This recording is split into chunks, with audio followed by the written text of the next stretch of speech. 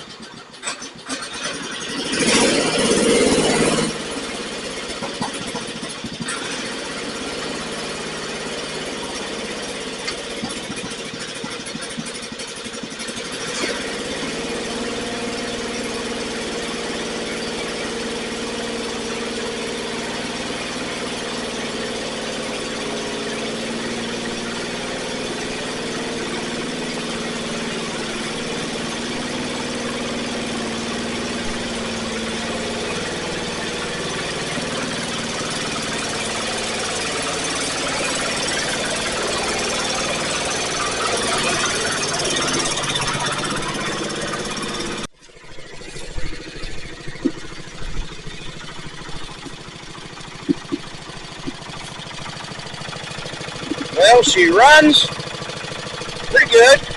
Drives, I've still got some tweaking to do on the old girl, but for the most part, I'm pretty happy with how it turned out. And them new tires, well, I can't say new, but the new to it tires in the wheel combo looks great.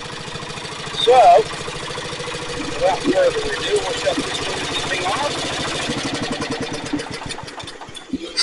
And it does charge and everything. I'm really happy with it, and the paint cleaned up nice. In the last video I said it was really rusty, and it is. And again, we went over it with Scotch-Brite and a little bit of muriatic acid, vinegar, simple green combo, and we got the blue out. Not as good as maybe some of the last videos, like that 165 we did a couple years ago, but this one was pretty rusty. But you know what, the blue, compared to the last video, the blue pops pretty good now. We did go over it with the boiled linseed oil to protect it, to keep it from rusting anymore, and we'll put a couple coats on it. It usually lasts about 6 months to a year. You're going to put another coat on it. It does get gummy. That's the only bad thing about boiled linseed oil. It does get gummy, and then you have to take a thinner, go over it, and then put another coat. I do it for now just to protect it, because I surely heck don't want it to rust again. This would be a good candidate for a restoration.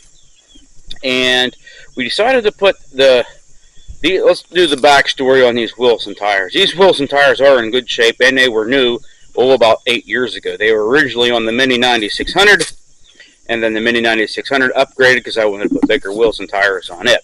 So if you're looking for a set of 26 12x12s, which these are it, in a D-stone, you got plenty of clearance. You will not need to put the lift kit on it, as I call it. Now, you can see in there that these are regular stock rubber mounts that I sell for these. If you need a set, hit me up.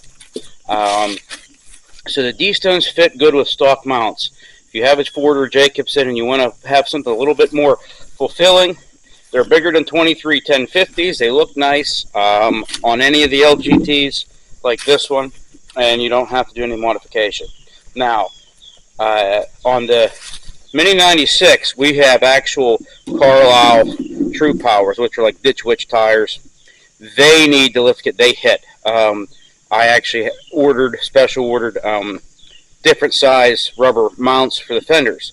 But the problem is, when you get to the Mini 96, you got to do the front here as well. You can't just do the back. You have to do if you can see underneath, you have to do the taller mounts on the front, and then you lose your clearance here and here. So you sacrifice your performance for your looks. Now, that tractor sees nothing but the tiller and in the garden, and goes to shows. So I'm not worried about it. I don't need full forward or full reverse power. It just tills. It goes to shows. It's simple. If you want a more of a wide range variety for your tractor, if you're mowing, doing all different tasks, so to speak, you're going to want to stay away from those. But it's all in what you want. So if you want to set a 26 12x12s, they're not quite actually. They're actually 11 inches. I'd have to measure again, but I think they're like 11 inches by 25. To be honest with you, the molds are not true like they used to be back in the day of the old 26 12x12s. Yes, they're Chinesium, but what is it nowadays? But anyhow, let's go on to the 145 that's in the garage.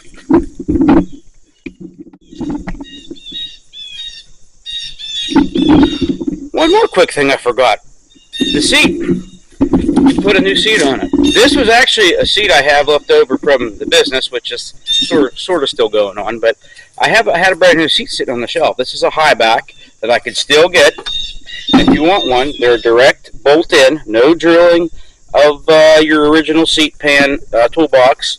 I know they're not blue, but you could always, I've done this before, you could always take this off and take the foam off, and you can paint this blue, the tin if you want, and then put it back together. You could get vinyl paint and paint it blue if you want. I've never had really good luck with the vinyl paint like at AutoZone or wherever them places are. It always peeled back off, but whatever the person wants, everybody's got different flavors. But that is the seat for that. I think these are $120 or $130. Seats are not cheap anymore. I do not have any of the two-piece. Actually, I do, but I'm keeping it for a later project. All right, let's get on to that 145. Okay, this is the 145. Now, we had the 26 12x12s on there, and I plowed the garden with it. And you can see I have it's an offset sleeve hitch for those big honking tires, because the tractor never sat down in the furrow with them big tires. And when I offset it, it sat down in there really well. So I actually put the gray tires on the 125, the Wilson tires, because I wanted that look, and I may keep that one, take it to shows. I may sell it as it is. This tractor here is eventually going to get restored. And you said, boy, it looks pretty good. Well, in the camera it does, but someone, hack job painted it, didn't do a very good job. I wish if they would have just left it alone, it would have been beautiful, because the original paint's underneath of it. And they just, I just upset with it. But it is what it is, and they wouldn't notch that, and just, like I said, everybody's got different flavors. This one clearly is not one of mine. The grill isn't too bad. This may be a restoration tractor, but right now it's my trail mower, and I have took them 26 12x12s off because originally I wanted to restore this. Well, life gets in the way, and I just didn't have the time to restore it, so I threw a deck under it to mow the deer trails. And I thought, well, I'm running over thorns and everything else. And I said, that's the last thing I need is get them new tires get a flat, because thorns will do that. Usually they'll seal back up. If we get a big crabapple thorn or something, they will definitely put a puncture in a hole. I can't talk this morning. Put a hole in there in your tire really easily, if anybody knows about them crabapple thorns. So I would rather keep patching and tubing these old dry rotted tires than them brand new ones. And I don't know what foam filled would cost, but I'm going to not even venture to say that's pretty too pricey for me for a woods tractor to mow with. But it isn't a bad looking little tractor. Everything's there, minus the battery cover. It's got the seat pan, so we're probably going to restore it, but if somebody wants to throw me an offer on it, I'm willing to sell it. I'm willing to sell the 125 as well. These are not sentimental tractors. These are tractors that I'm cleaning out of the property, so to speak, the shed, so to speak. Not saying I want to get rid of everything, but it's just tractors I've had that I'm not worried about if I get to them or not. I've parted enough out for parts for mine, my 125 and the Mini 96, and my Jacobson with the snowblower that you've seen too. So as long as I got enough parts for those, which I do, the rest is always up for grabs. And even this one with the sleeve hitch. And you're probably wondering, why would you sell that when you could plow a garden with that for? Well, that's what the Cub Cadet is for over here. Now, we've got to get a video in on that. I got it up on the lift. We've got to go over the valves and everything. And we'll do a quick another sneak peek on this guy. That we're going to get to a video on it. But we've got 3 wheels. And you're thinking, oh, no, why 3 and not 4?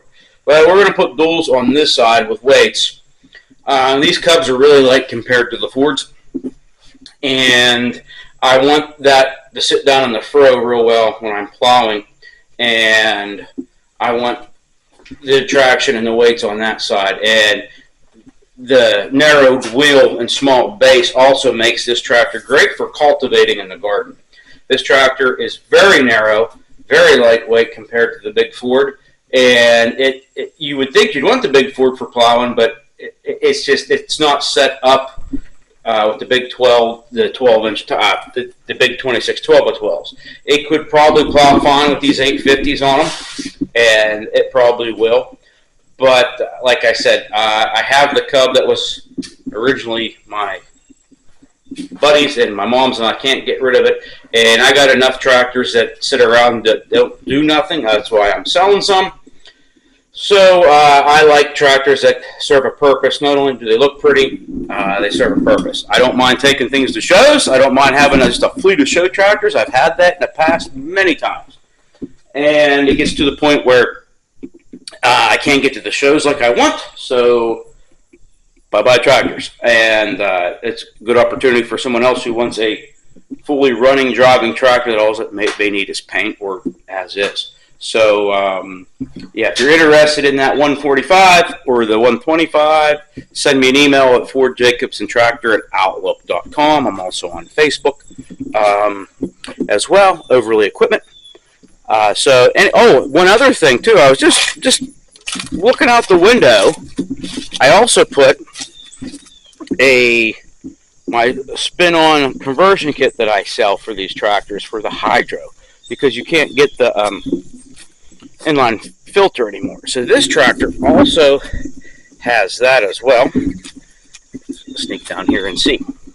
So it also has that. So I put that on as well. Changed the fluids on it. As you've seen, we rebuilt the carburetor. It's got a new battery in it. It's turnkey, as you can see. Really doesn't need a whole lot. Maybe a little tinkering if you so desire, but honestly, it's pretty good the way it is. Or you can just jump on it and go. I may offer a mower deck with it if someone wants it. Like I said, we could discuss price and options and all that stuff over the interweb. It ain't going to be cheap, I'll tell you that, folks. Stuff's too expensive, and just to buy wheels and tires and parts and pieces, just, it gets to the point where it's a hobby and not a business. That's sort of why I'm slowing down with it, because you just can't buy and sell tractors like you used to unless you get them for free, and usually the free ones are Sears. And no offense to the Sears group, there's a lot of guys that like those Sears and stuff, but there's so many of them around my area that I just can't move them. I'm not saying anything bad about the Sears; they're good machines as well. It's just I can't move them like I can't afford. But again, it is what it is. So if anybody's interested in it, hit me up. And we can go from there. Thanks for watching, and if you haven't hit the subscribe button, hit that subscribe button, hit that save button, hit the share button. Like I said, if you need parts or have any questions or anything, hit me up, and we can go from there. Hey, thanks for watching, everybody.